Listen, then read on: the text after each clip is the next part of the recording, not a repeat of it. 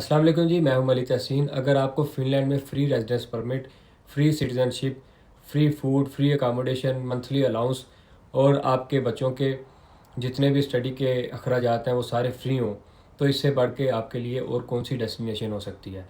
ये सारे benefits asylum Sikar के होते हैं। मैं आपको सबसे पहले ये बताना चाहता हूँ कि मैं असाइलम को बिल्कुल प्रमोट नहीं करता।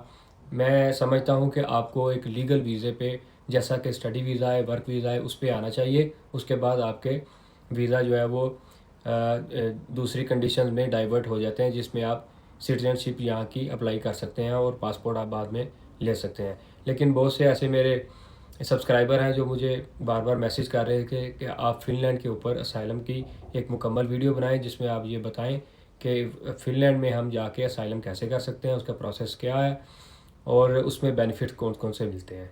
तो मैं आपको बिल्कुल रिकमेंड नहीं करता असाइलम, लेकिन फिर भी कुछ लोग ऐसे होते हैं जिनको अपने कंट्री में जान का खतरा होता है, किसी सियासी जमात की तरफ से, किसी मजहबी जमात की तरफ से, या किसी और वजूहत की बिना पर वो असाइलम करना चाहते हैं, तो वो लोग डिज़र्व करते हैं। तो उनके लिए ये मेरी वीडियो बड़ी अहम है। उन्हें मैं इसमें पूरा प्रोसेस बताऊंगा A to Z कि जब वो इस कंट्री में आ जाते हैं तो उसके बाद उन्हें क्या क्या प्रोसेस करना होता है, जिसमें उन्हें यहाँ पे सियासी पनाह के लिए वो दरख्वास्त दे सकते हैं और वो उसका फ़ैसला बाद में होता है कि उन्हें सियासी पनाह यहाँ पे मिलेगी या नहीं मिलेगी। 1951 में स्विट्ज़रलैंड का एक सिटी है जिनेवा, जहाँ पे यूरोपीय यूनियन के अंडर जितने भी कंट्री है वो इकट्ठे हुए और उन्होंने डिसाइड किया कि जो जिन जो लोग भी अपने कंट्रीज़ में जिनको जान का ख़तरा है, अगर वो हमारे कंट्रीज़ में आएंगे तो हम उन्हें असाइलम यहाँ पे देंगे, यहाँ पे उन्हें पनाह देंगे। असाइलम अप्लाई करने के लिए आपको फ़िनलैंड में पहुँचना ज़रूरी है। आप अपने होम कंट्री से फ़िनलैंड की एम्बेसी या कौंसलेट से ऐसा वहाँ पे कोई तरीक़ाकार नहीं है कि जाके असाइलम अप्लाई कर सकें और असाइलम वाला कोई वीज़ा ले सकें। असाइलम अप्लाई करने के लिए आपको फ़िनलैंड पहुँचना ज़रूरी है। आप जैसे भी पहुँचें, वीज़ा लेके पहुँचें या दूसरे तरीक़ों से पहुँचें। फ़िनलैंड पहुँचने के बाद आपके पास दो ऑप्शन होती हैं असाइलम करने की। एक बॉर्डर कंट्रोल पुलिस एयरपोर्ट पे आपको मिलती हैं।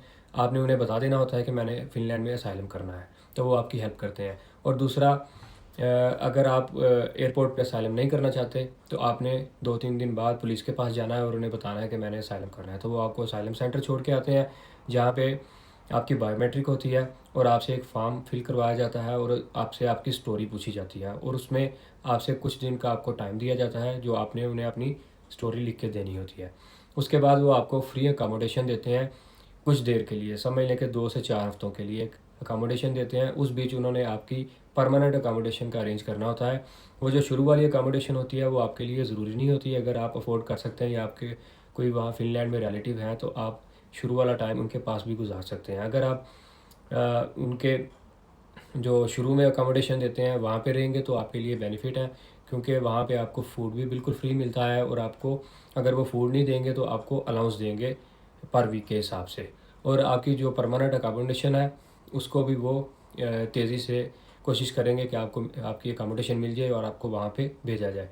जब आप का तकरीबन 1 महीना गुजर जाता है तो आपको परमानेंट अकोमोडेशन में आपको भेज दिया जाता है, जहाँ पे फिर आपकी रूटीन की एक ज़िंदगी शुरू हो जाती है। शुरू के 90 दिन आपको काम की परमिशन नहीं मिलती और जो ही आपके 90 डेज़ कंप्लीट हो जाते हैं तो फिर आपको वो काम की परमिशन भी दे देते हैं। काम की परमिशन 90 दिन में उनको मिलती है जिन्होंने अपने शुरू में अपनी आइडेंटिटी शो की होती है, मतलब अपना आईडी कार्ड या पासपोर्ट इमिग्रेशन को दिया होता है। अगर आप उनको अपना पासपोर्ट आईडी नहीं देंगे तो फिर आपको काम की परमिशन तकरीबन लेते हुए 6 महीने लग सकते हैं। इस दौरान आपको मंथली अलाउंस भी मिलते रहते हैं और आपका जो केस आपने लिख के दिया होता है शुरू में, वो भी उस पर भी वो नज़रसानी करते हैं। और इस बीच शुरू के 6 महीनों में आपका इंटरव्यू भी आ जाता है।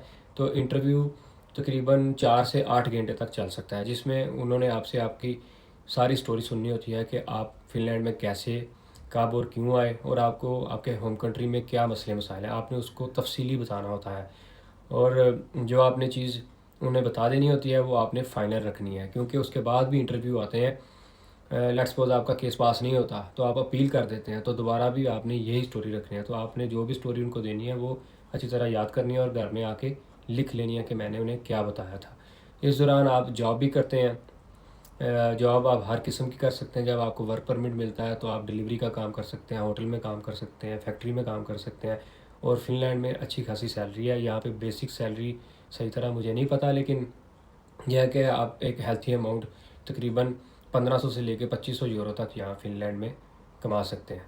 और उसके अलावा आपके जितने भी मेडिकल के मामलात होते हैं वो भी बिल्कुल फ्री होते हैं। आपको एक इंश्योरेंस कार्ड मिल जाता है। आप प्राइवेट या गवर्नमेंट के किसी भी हॉस्पिटल या क्लिनिक पे, अगर आप प्राइवेट में क्लिनिक में जाना चाहते हैं तो जाके करवा सकते हैं, उसके बिल्कुल आपको पैसे चार्ज नहीं करने पड़ेंगे।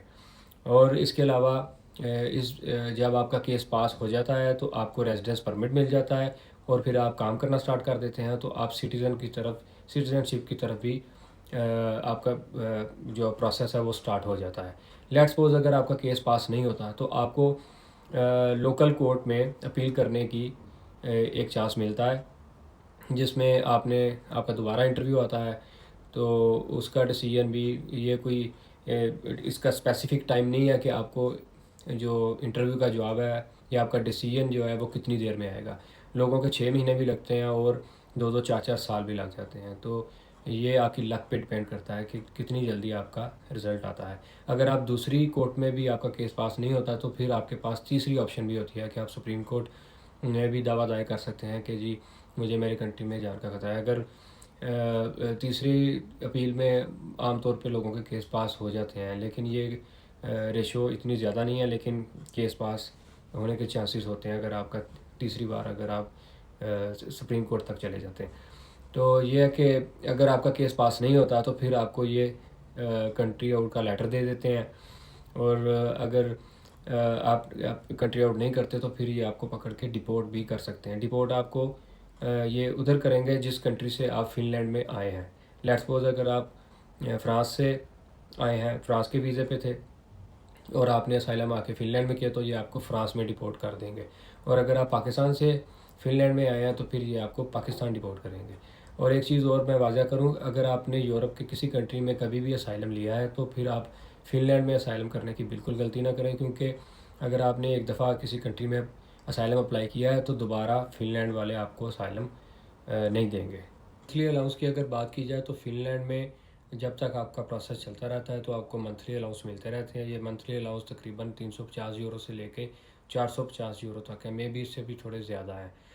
और अकामोडेशन की अगर बात की जाए तो अगर आप सिंगल हैं तो आपको शेयरिंग में एक रूम मिलता है, मतलब 3 से 4 कमरों का एक अपार्टमेंट है तो उसमें आपको एक रूम मिल जाता है। और अगर आप फैमिली के साथ हैं तो फिर आपको अलग से एक छोटा घर या अकामोडेशन या अपार्टमेंट मिलता है, जिसमें एक से दूर हो आपके पर जितने फैमिली मेम्बर है उस हिसाब से आपको अकामोडेशन मिलती है।